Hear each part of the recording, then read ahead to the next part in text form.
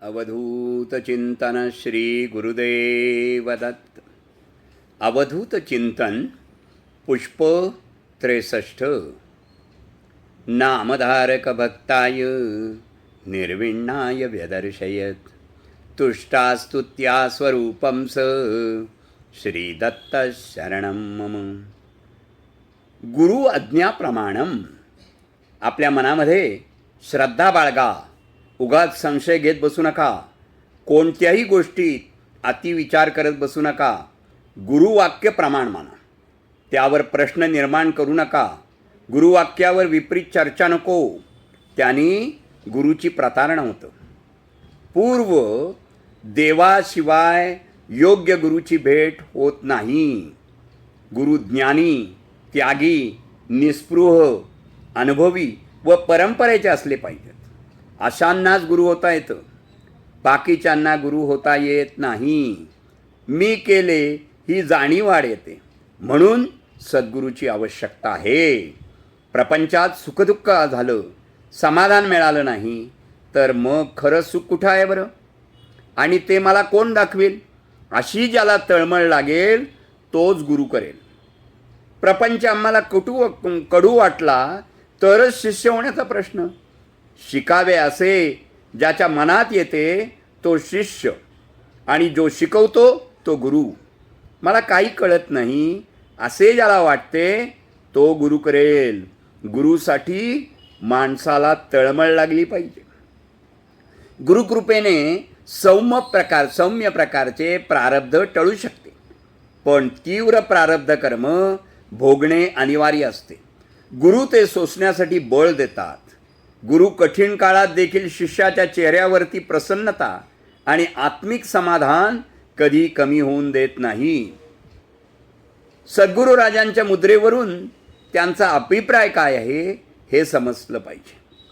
इतकी सद्गुरूरायांपाशी तन्मयता असली पाहिजे. आपल्या सद्गुरूंचं मन जाणून त्याप्रमाणे वागणारा उत्तम शिष्य होऊ शकतो. एक लक्षात ठेवा, गुरुच्या मागे चालणारे सर्वजण एकाच दिशेने आहेत, पण प्रत्येकाचा प्रवास वेगळा आहे. कारण गुरु मार्ग एकच देतात, पण अनुभव मात्र प्रत्येकाला स्वतःचा असतो. श्रीपाद श्रीवल्लभ स्वामी महाराजांनी भक्तांना कधी ज्ञानाच्या मार्गाने उजवलं, तर काही कधी भक्तीच्या मार्गाने उजवलं. नरसिंह सरती स्वामी महाराजांनी धर्म, आचार आणि साधनेचं महत्त्व सांगितलं, तर स्वामी समर्थांनी कोणालाही नाकारलं नाही. कोणाला एका शब्दाने, कोणाला एका नजरेने, तर कोणाला संकटातून बाहेर काढून त्यांनी आत्मविश्वास दिला.